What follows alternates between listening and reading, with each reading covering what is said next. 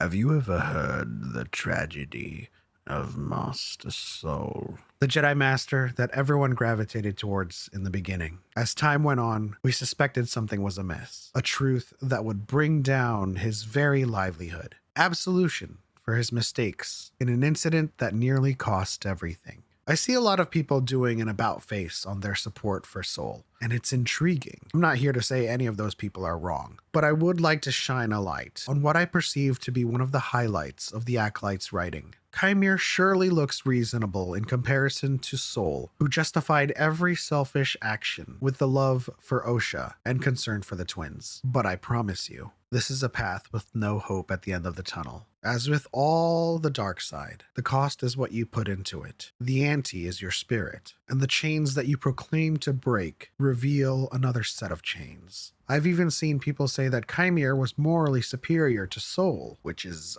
odd. I beg you not to let the seduction of a Darksider win you over. This is but the appearance of acquiescence masking selfish compulsion. And those who buy into the hard sell that Chimere lays on Osha would be the first victims of Sith manipulation. But back to the tragedy of Soul. He is now vilified, stoned, a profession of love and support retracted. But what if he was right? Because one of the things that the Acolyte has done flawlessly is blur the lines between good and evil, intent versus action, choice versus consequence. And it would make sense that not all things are as cut and dry, including Soul's choice. I ask, what if he was right? Because the Acolyte has brilliantly written it to be ambiguous. You see, we still don't know what the Ascension portends. According to Mae, Mama said everyone must walk through fear.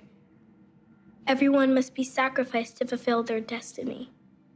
Everyone must be sacrificed to fulfill their destiny. Now, two possibilities can exist where no one truth is given. Soul murdered Anastasia. There's no defense for that. But as we witness his descent unto death, he clings to his decision. I was protecting you. It was the right thing to do.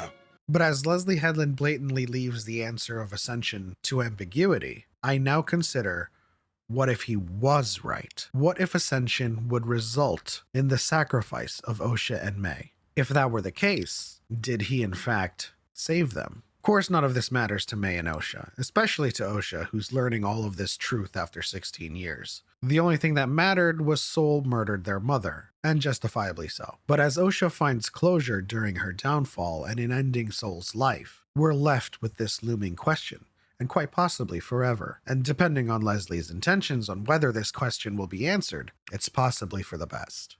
But it is interesting to think about the tumult of the Force as one Jedi tangles with their emotions, makes a horrific decision to murder, leading to the downfall of Osha and the end of his life, while at the same time wondering, even after all of that, he actually did save them.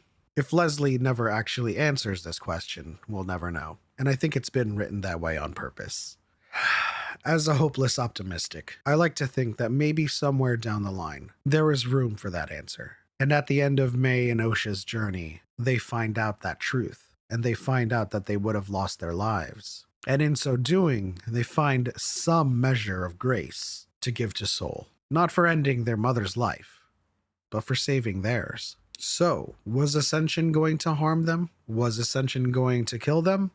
Was it truly a sacrifice? If it was, then Soul did truly save them, but he also murdered their mother. So it's an interesting dynamic. And perhaps, like I've said in this video, we may never know. But as with all things, the Force finds a way to tip the scales back into balance.